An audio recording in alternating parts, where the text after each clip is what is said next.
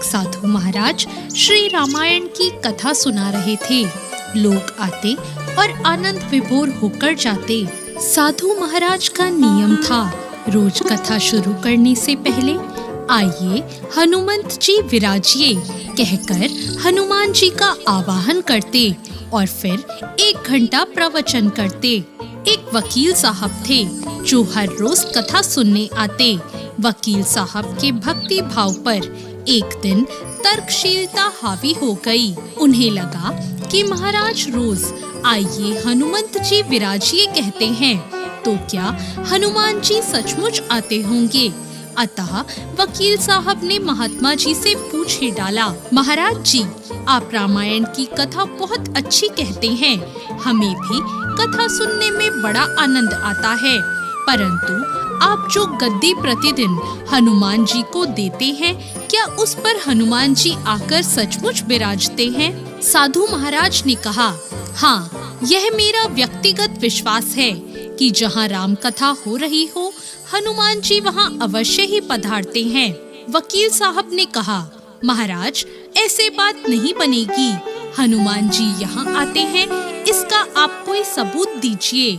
आपको साबित करके दिखाना चाहिए कि हनुमान जी आपकी कथा सुनने आते हैं। महाराज जी ने उन्हें समझाया, आस्था को किसी सबूत की कसौटी पर नहीं कसना चाहिए।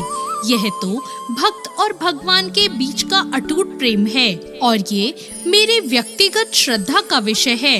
आप कहो तो मैं प्रवचन करना बंद कर देता हूँ या फिर आप कथा में आना छोड़ दीजिए। लेकिन वकील साहब नहीं माने।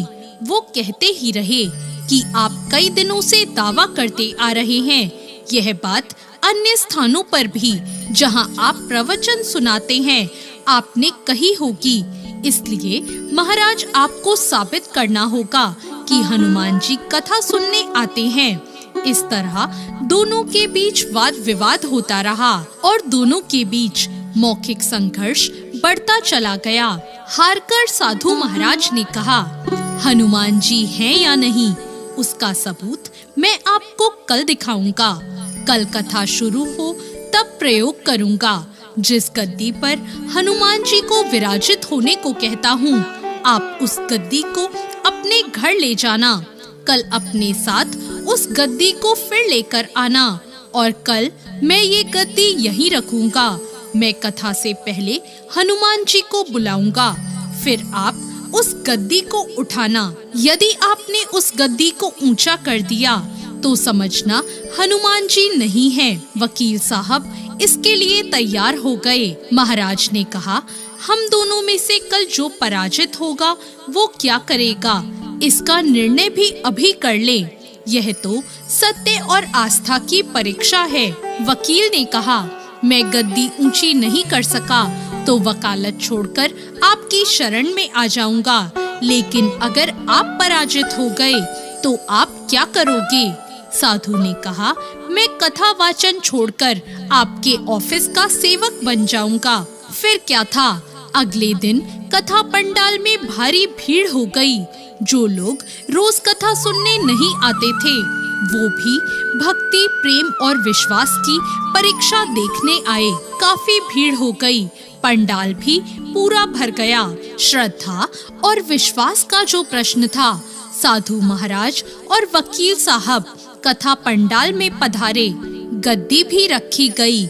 महात्मा जी ने पूरी श्रद्धा से हनुमान जी को याद किया और फिर बोले, आइए हनुमंत जी विराजिए।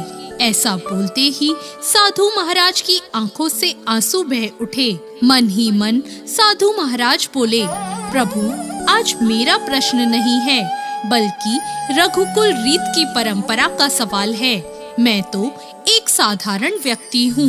मेरी भक्ति और आस्था की आप लाज रखिएगा। फिर उन्होंने वकील साहब को निमंत्रण दिया कि आइए इस गद्दी को ऊंची करके दिखाइए। लोगों की निगाहें उस दृश्य पे जम गई। वकील साहब खड़े हुए और उन्होंने उस गद्दी को उठाने के लिए हाथ बढ़ाया, लेकिन वो गद्दी को स्पर्श भी नहीं कर सके।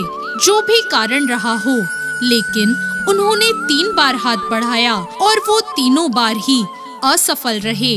महात्मा जी सब देख रहे थे। गद्दी को ऊंचा करना तो दूर, वकील साहब गद्दी को छू भी ना सके और तीनों बार ही वकील साहब पसीने से तरबतर हो गए। वकील साहब साधु महाराज के चरणों में गिर पड़े और बोले, महाराज गद्दी उठाना तो दूर, मुझे नहीं मालूम कि मेरा हाथ गद्दी तक क्यों नहीं पहुंच पा रहा, इसलिए मैं अपनी हार स्वीकार करता हूँ। और उसके बाद वकील साहब साधु के चरणों में नतमस्तक हो गए। कहते हैं ना कि श्रद्धा और भक्ति के साथ की गई आराधना में बहुत शक्ति होती है।